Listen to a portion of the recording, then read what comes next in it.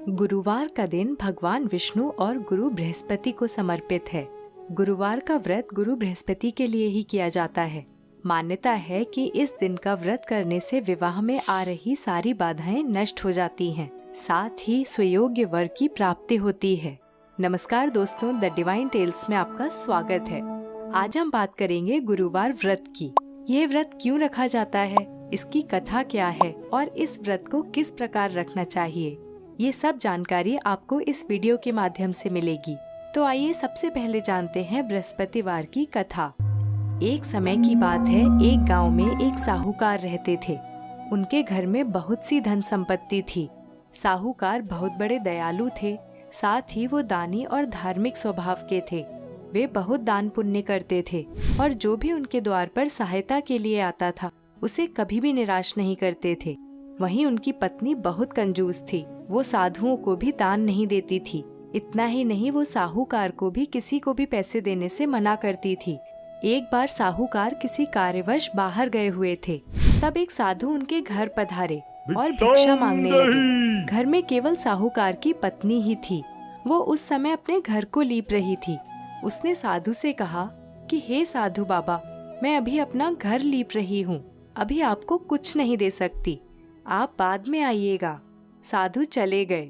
कुछ दिन पश्चात साधु पुनः उसके घर पधारे और भिक्षा मांगने लगे। इस बार साहूकार की पत्नी ने कहा, मैं अभी अपने पुत्र को भोजन करा रही हूँ, मेरे पास बिल्कुल भी समय नहीं है, अभी मैं आपको भिक्षा नहीं दे सकती, आप कृपा करके किसी और समय आइएगा।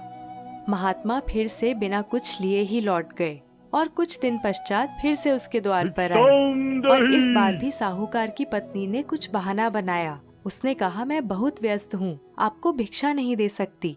तब साधु ने कहा कि यदि तुम्हें प्रतिदिन और प्रति क्षण का अवकाश मिल जाए, तुम्हारे पास कुछ भी करने को ना हो, तब क्या तुम मुझे दान दे दोगी? साहूकार की पत्नी ने कहा, जी महाराज, यदि मुझे हर समय का अवकाश मिल जाए तो बहुत कृपा होगी। तब साधु ने कहा कि ठीक है, जैसा मैं कहूँ वैसा ही करना। साधु ने कहा कि तुम हर बृहस्पतिवार दिन निकलने के बाद उठो, फिर घर में झाड़ू लगाकर कूड़ा एक ही कोने में इकट्ठा कर दो, उसे बाहर मत फेंको, घर में चौका आदि भी मत लगाओ। भोजन बनाने के पश्चात भोजन चूल्हे के पीछे रखो। साहूकार से कहो कि हर बृहस्पतिवार हजामत बनवाएं। इस दिन पीले वस्त्र भूलकर भी मत धारण करो। संध्या में अंधकार होने के बाद ही दीप प्रज्वलित करो। बृहस्पति के दिन कोई पीले रंग का भोजन भी मत ग्रहण करो। यह सब करने से तुम बिल्कुल भी घर के कार्यों में व्यस्त नहीं रहोगी, तुम्हारे पास समय ही समय होगा। जैसा साधु ने कहा, साहूकार की पत्नी ने बिल्कुल वैसा ही किया। कुछ बृहस्पति बीतने के बाद उसके घर से धन और संपत्ति सब चले गए। यहाँ तक कि एक एक अन्न के दाने के लिए भी वे तरसने लगे। कुछ दिन पश्चात साधु पुनः पधारे। तब साहूकार की पत्नी ने कहा कि हे साधु बाबा, मेरे घर में अन्न का एक दाना भी नहीं है, मैं आपको क्या दूं? साधु ने कहा कि जब तुम समृद्ध थी तब भी तुमने मुझे खाली हाथ लौटाया, क्योंकि तुम्हारे पास समय नहीं था, और अब जब तुम्हारे पास पूरा अवकाश है तब भी तुम मुझे भिक्षा देने से मना कर रही हो, तुम चाहती क्या हो? तब साहूकार की पत्नी ने हाथ जोड़कर कहा, मुझे क्षमा करें साधु बाबा, कृपा करके कोई ऐसा उपाय बताएं जिससे मेरे घर में पहले की तरह धन एवं समृद्धि आए, मैं कभी आपको खाली हाथ नहीं लौटाऊंगी। तब साधु ने कहा कि प्रति बृहस्पति को भोर में जल्दी उठकर स्नान आदि करके पीले वस्त्र धारण करो, पूरे घर को गाय के गोबर से लीपो, घर में जो भी पुरुष हैं उनको हजामत न बनवाने के लिए कहो, संध्या में अंधकार होने से पहले ही दीप प्रज्वलित करो। ऐसा करने से तुम्हारी सभी इच्छाएं गुरु बृहस्पति पूर्ण करेंगे। साहूकार की पत्नी ने साधु के कहे अनुसार ही सभी कार्य किए और उसके घर में फिर से धन संपत्ति का आगमन हुआ। इस प्रकार ये सभी कार्य करते हुए बृहस्पति का व्रत और कथा करने से गुरु बृहस्पति अति प्रसन्न होते हैं और घर में समृद्धि वास करती है। आइए मित्रों, अब जानते हैं बृहस्पति व्रत की पूजा विधि।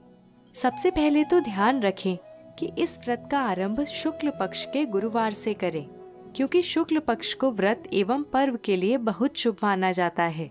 उपवास वाले दिन प्रातः काल जल्दी उठकर निवृत्त होकर स्नान करें और स्वच्छ एवं पीले रंग के वस्त्र धारण करें।